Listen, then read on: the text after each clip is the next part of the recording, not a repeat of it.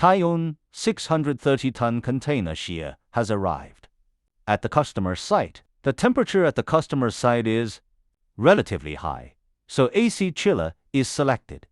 It uses an advanced refrigeration cycle system, in which the refrigerant circulates rapidly in the pipes to quickly take away the heat. The next step is to immerse yourself in container shear cutting.